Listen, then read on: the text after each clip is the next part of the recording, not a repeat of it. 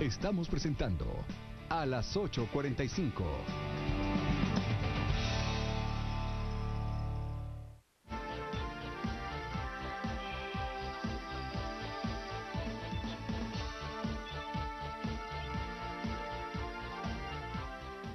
Ya estamos de vuelta a las 8:45 y como le habíamos ofrecido, hoy nos acompaña el todavía ministro de Gobernación, Mauricio López Bonilla. Es el ministro dimitente porque esta mañana se anunció que había presentado ya su renuncia ante el presidente de la República. El presidente ha dicho que él le solicitó esa renuncia. Ya se sabe quién será su sucesora. Es una persona que él mismo había nombrado como viceministra antinarcóticos. Es Eunice Mendizábal.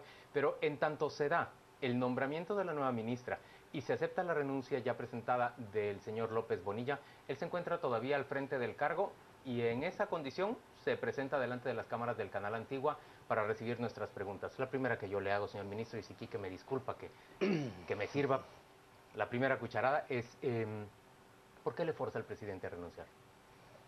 Bueno, esto es parte de una reunión que tuvimos hace un par de semanas en el Gabinete de Gobierno, en donde se discutieron algunas líneas de acción que podríamos trabajar para ir administrando crisis y en la línea de ir transparentando procesos, de ir administrando esta situación, surgió la idea de lo que se ha hecho también en muchos otros lugares, en donde reajustes de gabinete pueden dar una sensación de que estamos tomando acciones como corresponde. Pero Y dentro el de eso, presidente no le pidió la renuncia a todo su y gabinete, dentro de eso se la pide a usted. dentro de eso, lo que no, la idea es que todos los ministros y todos los secretarios presenten su renuncia y que en un momento de análisis posterior, entonces se van a ver algunas áreas que podrían ser sensibles y en donde el presidente acepta la renuncia de los miembros del gabinete. Es decir, han presentado la renuncia ministros y secretarios y lo que se ha hecho ahora es hacer efectivas algunas de ellas. Pero hoy escuchábamos, bueno, las declaraciones del presidente, Sí. nos dicen que sí, aunque efectivamente lo hizo, él no solo escogió cuáles sí quería ejecutar, sino que además en particular dice, bueno, la del ministro de Gobernación la tenemos que ejecutar, pero será también un viceministro. Y de alguna forma tenemos que poder entender por qué esos dos funcionarios de ese ministerio salen cuando de otros ministerios que están también, que les declararon ante juicios con lugar, ellos no salieron. Sí, bueno, en este caso hay una lógica y es que quien asuma la responsabilidad de la cartera necesita tener a alguien de su entera confianza, por así decirlo, ¿verdad? Para poder trabajar el primer viceministerio, que es el de seguridad. En este caso, el presidente decide que sea Eunice Mendizábal, que era la quinta viceministra, para que asuma en mi lugar la cartera y entonces ella está en la libertad de poder nombrar a alguien más. Esta es la razón por la cual vamos en la misma línea en una renuncia de ministro y viceministro. ¿No le quitaron a usted la visa, los estadounidenses? No, no tengo ninguna, en este momento, como lo decía, siempre hay comunicaciones, este es un tema que ha estado circulando, pero en el caso mío no tengo Eddie ninguna. Juárez sí recibió ya la comunicación del retiro de su visa. No sé tampoco si él ha recibido algún tipo de comunicación. No lo sabe. Sí. Pero hablando de esa misma línea, hace 3 semanas más o menos, viajan a Washington, D.C., Sí. justamente con la quinta viceministra, con Sí. la viceministra Eunice Mendizábal. Y justamente para hablar de temas de drogas y toda la política general de drogas que hay. Sí. Se venía ya hablando acerca de alguna transición y era un proceso que ya está empezando a darse desde hace 3 semanas cuando viajan juntos a Washington. No, viajamos juntos a Washington para cubrir una reunión extraordinaria de ACICAD, que es la Comisión Interamericana para el Control del Abuso de Drogas, el programa antinarcótico de OEA, de la cual Guatemala tiene la presidencia y en este caso yo era el presidente de la ACICAD. Y por supuesto ella que ha sido quien ha trabajado durante estos 3 años y medio construyendo toda la institucionalidad antinarcótica que no tenía el país, siempre viajábamos juntos para este tipo de cosas, entonces no tenía nada que ver este viaje previo que hemos hecho. Y todos los años realmente, para decirlo de esta manera, en abril pues hemos ido al Departamento de Estado a hablar con el embajador Brownfield, que es quien nos ha apoyado más en toda esta línea de trabajo, de estructuración de la institucionalidad antinarcótica del país. Mauricio, usted nos dijo que el presidente recibe su renuncia o acepta su renuncia porque es un tema sensible o es una cartera sensible, dice. ¿Sensible en qué sentido? ¿Sensible por razones de corrupción o sensible por razones de narcotráfico? Es sensible desde todo punto de vista. El ámbito de acción del Ministerio de Gobernación es controversial y polémico muchas veces.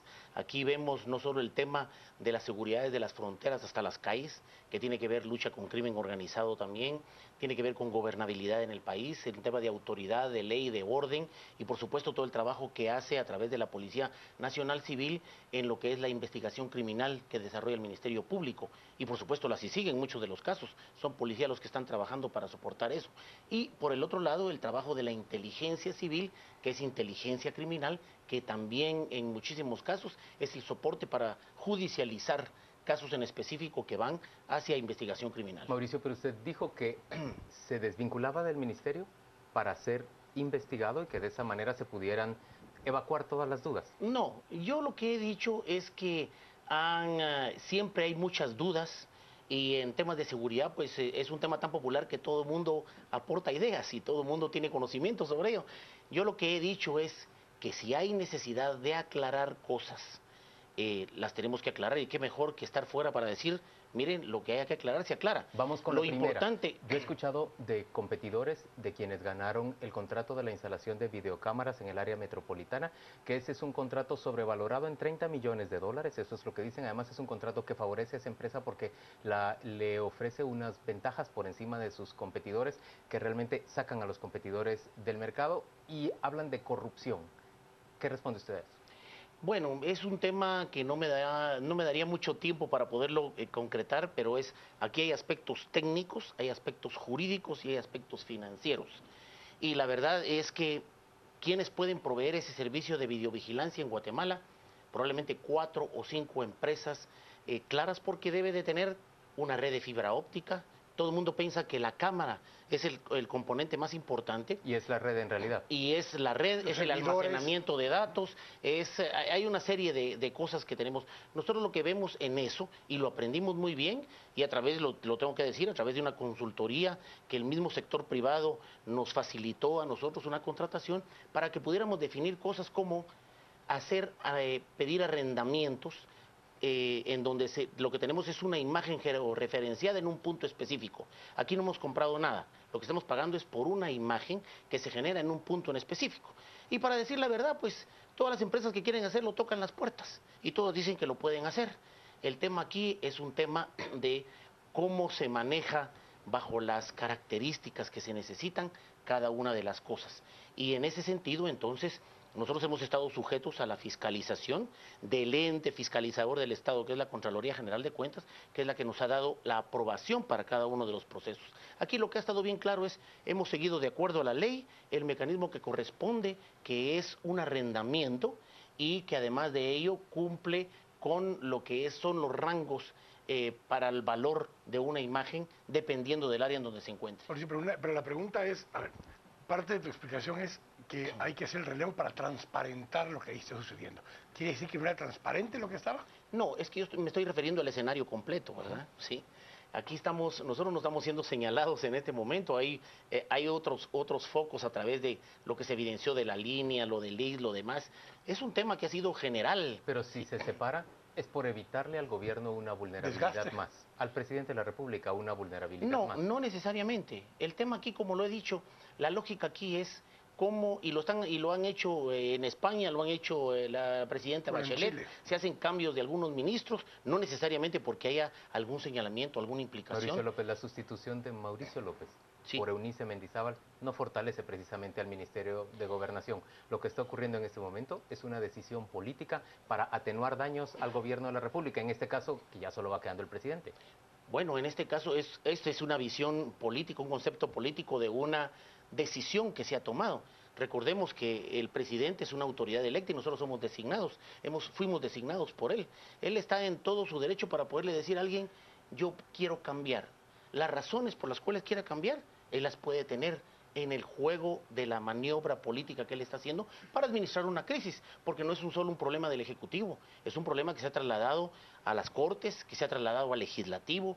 Aquí hay que darle toda una integralidad a ese tema. Entonces, no necesariamente políticos. Sí, Claro. no necesariamente pero va quien a lleva salir. es el Ejecutivo. Las suspicacias podrían decir algo como eso, pero no es así. Pero incluso en esa misma línea, se decide dentro de los 5 viceministros por Eunice Mendizábal, que es antinarcóticos. Sí. ¿Es porque hay un reenfoque en esa área? ¿Es porque hay una necesidad de la DEA del gobierno de Estados Unidos que reenfoquemos en esa área los esfuerzos porque hay una falencia en esa área? ¿Por qué el enfoque en esa área y no en cualquiera de los otros 5 viceministerios? ¿O es porque ahí hay más sospechas No, al contrario. de colusión con narcotráfico? Yo creo que al final de cuentas, si de algo podemos sentirnos hoy orgullosos, y yo lo puedo decir, porque yo diseñé un plan estratégico para trabajarlo durante 4 años, y puedo decir que las áreas más novedosas fueron 2 viceministerios que creamos para ello. Uno, que es el de tecnologías de la información y comunicación, donde están todos estos procesos de tecnología para trasladar un ministerio del siglo XX al siglo XXI. Y el segundo fue crear un viceministerio antinarcóticos, porque no teníamos nada. Hoy somos líderes regionales en todo lo que hemos trabajado en antinarcóticos, desde la lucha por precursores químicos y destrucción de precursores químicos, hasta el tema de las incautaciones, de la captura de líderes y de un programa, por ejemplo, de helicópteros, en donde acabamos de pasar la auditoría del Departamento de Estado para decir que somos exitosos en Pero eso. Mauricio, todo el tema de precursores y demás entran por las mismas aduanas. Entran por los puertos directamente, no entran por lugares Entraban, pasos Quique, ciegos. entraban, porque en el 2012 lo que teníamos estaba inundándose el país con químicos precursores.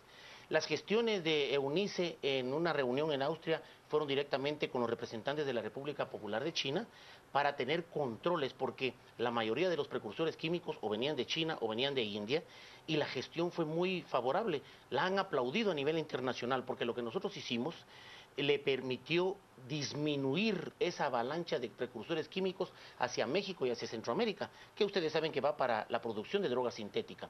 Entonces, ¿por qué Eunice? Bueno, Eunice ha hecho un trabajo excelente de cero a lo que tenemos hoy en antinarcóticos, pero no solo se ha quedado ahí, maneja el concepto estratégico del Ministerio de Gobernación, y esto ha sido importantísimo para poderle dar continuidad a algo que tenemos Si que no hacer. es por narcotráfico, vuelvo entonces a mi pregunta inicial, es por corrupción que le están pidiendo al ministro de Gobernación que se separe de la cartera. Y yo le voy a mencionar un caso concreto, investigado y hecho público por la revista Contrapoder. Usted lo conoce muy bien. Sí. Es el caso de esa creación de una serie ficticia de talleres a los que se enviaba radiopatrullas, por los que se cobró una gran cantidad de dinero por su supuesta reparación, y ese dinero fue trasladado a diferentes cuentas y a la compra de casas, tanto en Guatemala como a las cuentas en Panamá. El subdirector de apoyo logístico de la Policía Nacional Civil fue destituido o le fue aceptada su renuncia, al estilo de cuando no se les persigue. ¿Cómo responde usted a eso? Bueno, yo respondo a ello que yo tomé el artículo de Contrapoder como una denuncia pública. Salió un día viernes y el día lunes lo adjunté a un oficio que le envié a la señora fiscal general, ahí tengo mi copia, en donde le pedí que actuara de oficio, porque para mí era una denuncia pública, y a partir de eso inició todo un proceso de investigación en la Fiscalía de Delitos Administrativos, que posteriormente pasó a la CICIG. Ese proceso va en marcha. Hay una buena base, digamos, de una investigación periodística. Pero aquí el tema esto es de investigación criminal. ¿Hasta dónde puede llegar un tema como ese? Por otro lado, yo instruí asuntos internos, que es una unidad que yo creé como unidad de control interno, a que también se involucrara en poder hacer la investigación. ¿No les llamó la atención porque no se habían enterado de un asunto tan grueso como la desaparición de 10 millones de quetzales de una cuenta de 30? Juan Luis, hay una delegación permanente de la Contraloría General de Cuentas, de la Auditoría Interna. Que tampoco se enteró. De la Auditoría Interna del Ministerio. La verdad es que es muy complejo un ministerio, por ejemplo, en el caso de la policía, que hoy tiene 35,000 efectivos. ¿Cómo ir ordenando algo que no existía y tener absolutamente control de todo eso? Aquí hay 3 niveles. Uno que se da a nivel de una subdirección, porque todo lo que se ha visto hasta el día de hoy son muchos fraccionamientos, en ese sentido son fraccionamientos. El segundo nivel es el nivel de la dirección de la Policía Nacional Civil, y el tercer nivel es el del Ministerio de Gobernación. Entonces, tampoco un ministro puede saber de las facturas, que son por miles de miles. Eso es un tema que se maneja en diferentes niveles, y para eso está la Contraloría, la Auditoría Interna de la Policía, la Auditoría Interna del Ministerio de Gobernación. Son los cruces que se van haciendo en ese sentido. Los controles están, qué tan efectivos puedan ser, es parte del trabajo que hay que ir afinando en ese sentido. ¿Alguna preocupación de lo que declaró y pudo haber declarado Marjorie Chacón Rosell? ¿Para quién? Para ti.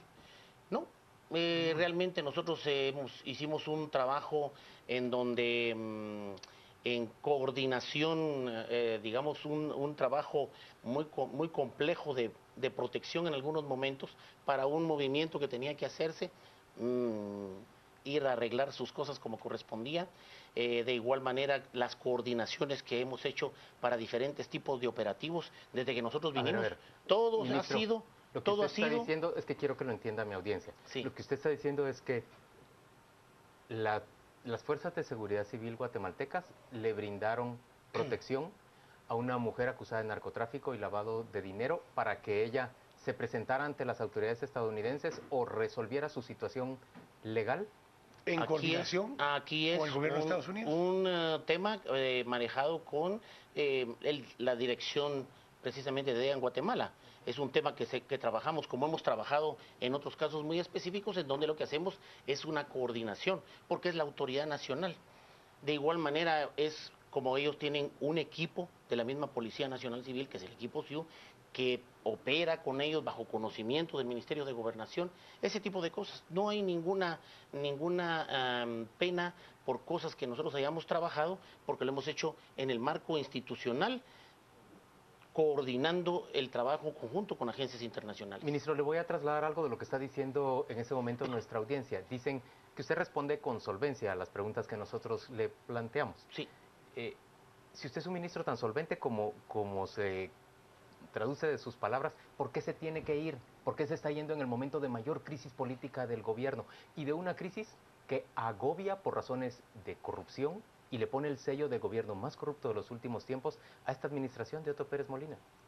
Ese es un criterio político de quien dirige el país. En este caso estamos hablando del presidente. Lo he dicho, es parte de las acciones para administrar una crisis. ¿Cuáles son los motivos por los que yo voy a encajar una estrategia que no solo tiene que ver con refrescar la imagen de un gabinete de gobierno, porque probablemente no se pare con 3 ministros o 4 ministros, sino que puede ser que en las próximas semanas haya una renovación del gabinete, un paso más. Aquí hay iniciativas que se están llevando también para las mismas cortes, hay iniciativas para reformas a las leyes que se van a llevar al legislativo. Lo que se está haciendo es una operación que es muy integral en diferentes aspectos. Y aquí lo que estamos hablando es precisamente de un replanteamiento de las caras de un gabinete de gobierno. Es el criterio político. ¿Y por qué parece irse contento? ¿Perdón? ¿Por qué parece irse hasta contento o aliviado? Porque yo me siento muy contento y satisfecho de lo que he podido trabajar durante 3 años y medio, que ha sido... Pero usted nunca pensó en salir en estas circunstancias. No, yo estaba preparado siempre para ir hasta el último momento, pero me enseñaron en la filosofía de trabajo que hay que llegar a cada sitio como si se fuera a permanecer en él toda la vida, pero estar dispuesto a abandonarlo en cualquier momento. Yo era designado como ministro, no era electo por la población, sabía que en el momento en que el mismo presidente considera que alguno de sus colaboradores o varios de sus colaboradores pueden dejar ya de servir en una posición, está en todo su derecho de poder reestructurar una línea de trabajo. ¿Por qué fracasó Otto Pérez Molina en su gestión de gobierno? Pues esa es una evaluación, decir un fracaso habría que evaluar. ¿No lo viste como un fracaso?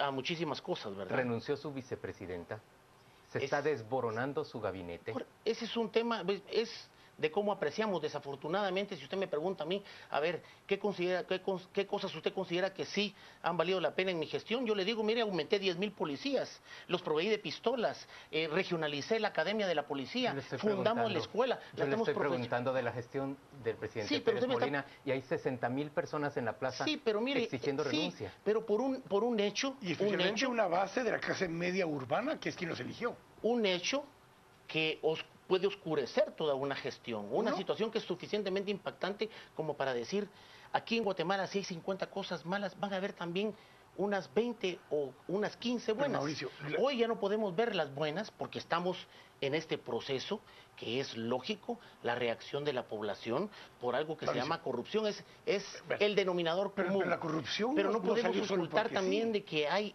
éxitos y avanzamos en muchas otras cosas. Yo les estoy hablando, Guatemala no tenía la institucionalidad para la lucha antinarcótica que tiene hoy, y eso lo logramos en 3 años y medio. Pero si obtenemos muchas de estas cosas en función de la misma corrupción que se genera para obtenerlas, ¿qué ganamos en el camino? Porque el problema de la corrupción es ahí, está ahí, es latente. Sí. Y se fue el secretario privado de la vicepresidenta. Sí. Bueno, que por cierto, no sé cómo apareció la tarjeta y la tableta y demás en un hotel de la antigua, ¿Cómo es pero posible que se les vaya? se ¿Cómo va. es posible que se les vaya el secretario privado de la ¿Está vivo o vicepresidencia? está muerto Juan Carlos Monzón? Eso es algo que tenemos que determinar en la búsqueda que estamos haciendo. No tenemos ninguna evidencia de que esté muerto, esas son especulaciones, ¿sí? Si en Estados Unidos con toda su tecnología puede controlar una frontera, ¿sí? La vamos a controlar nosotros entre Honduras y Guatemala, que son 245 kilómetros. Pero ustedes lo habían ubicado. Muchas veces, no. Usted lo Se llegaron a supone que ubicar. estaba ubicado. Se supone que tuvimos una información de que podía estar hospedado en un hotel y se montó una vigilancia. Y a las 24 horas de que no se movió nada, entonces se pidió el allanamiento y se encontraron 2 tarjetas y una ropa, lo cual nos da un indicio, pero no nos permite aseverar contundentemente que estuvo ahí. Pero ¿quién va a dejar 2 tarjetas de crédito en un hotel? Quique, por Dios, te pueden robar un par de tarjetas y ok. las dejas en algún lado. Puede ser inclusive alguna acción para poder despistar a las mismas autoridades.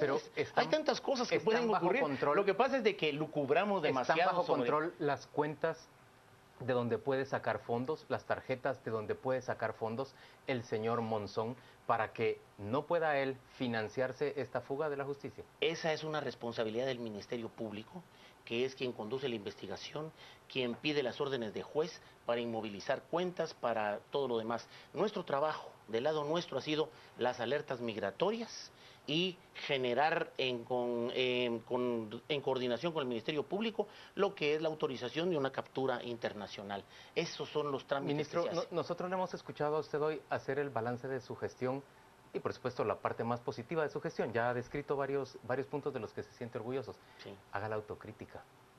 Díganos, ¿cuáles 3 puntos llevaron a esta crisis de gobierno que jamás pensaron cuando hacían campaña por el Partido Patriota? Bueno, 4 mire, yo años puedo atrás? responder por gobernación, pero no voy a opinar por otros ministerios Ni por la el- vicepresidencia. o por el gobierno en general. Ni por el presidente. Yo respondo por lo que Mauricio López Bonilla ha hecho durante el tiempo que ha estado al frente de la cartera, que son 3 años y medio ¿Y puede prácticamente. ser autocrítico respecto a eso? Sí, por supuesto.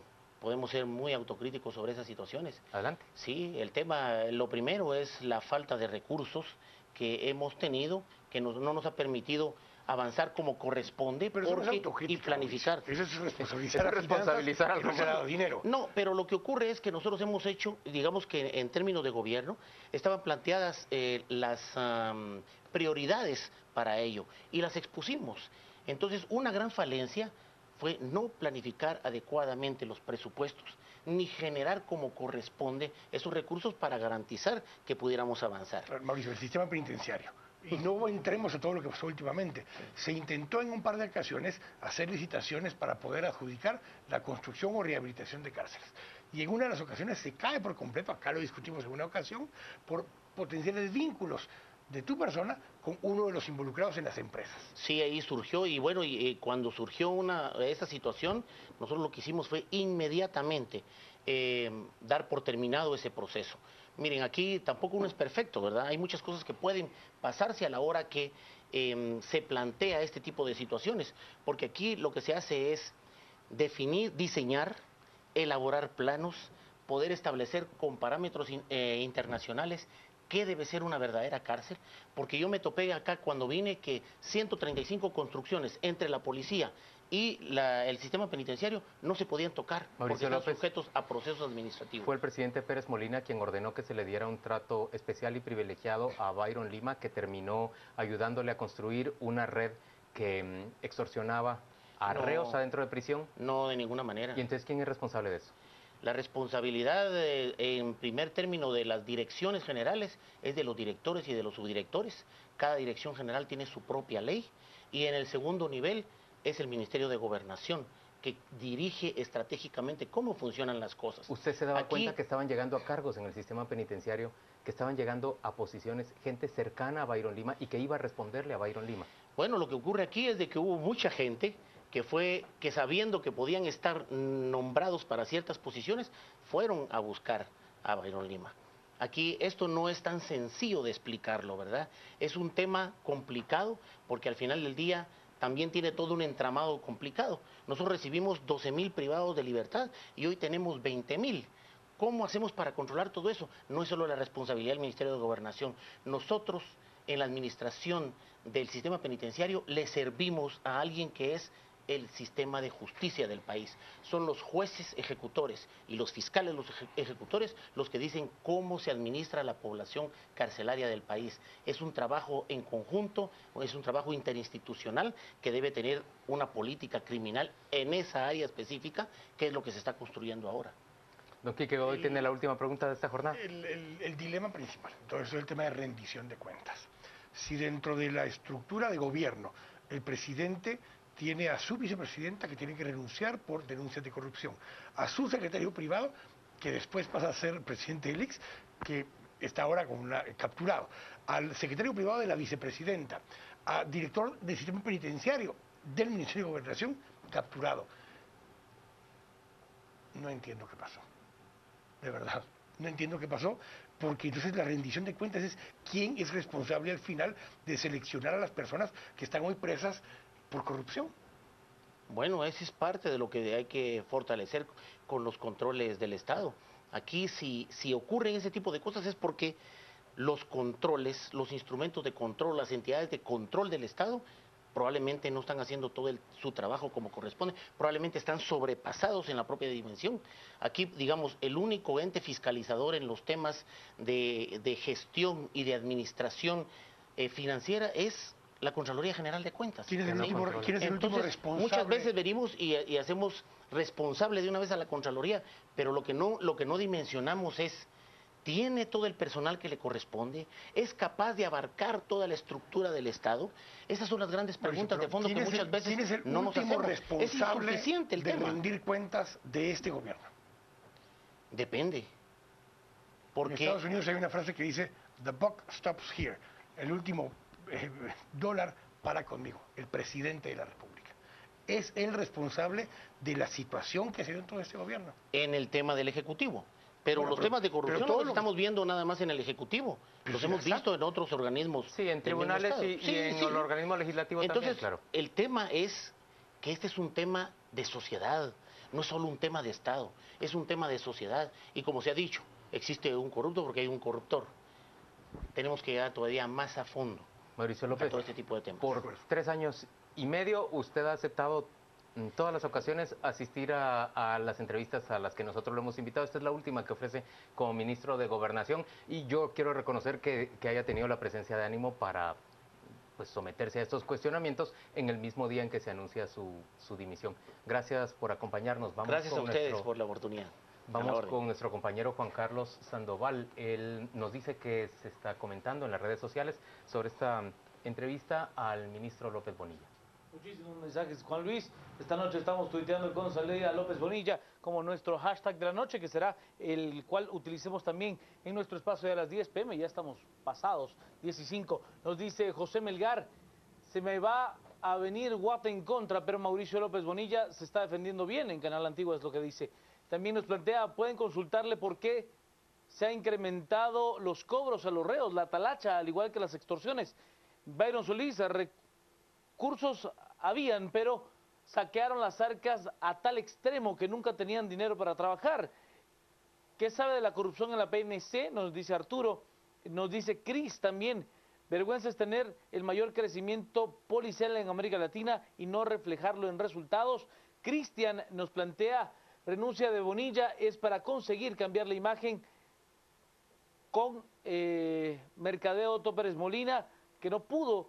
Y la percepción sigue, es lo que nos plantea, y también nos dice, con salida Pérez Molina, con salida López Bonilla, gobierno de Otto Pérez Molina, el más nefasto y corrupto de la historia de Guatemala. Son parte de los mensajes que tenemos esta noche. Por supuesto que estaremos tuiteando en el espacio de las 10 p.m. con salida López Bonilla. Somos trending topic a esta hora con ese hashtag salida López Bonilla. En el análisis, Quique Godoy y Ana Lucía Mazariegos.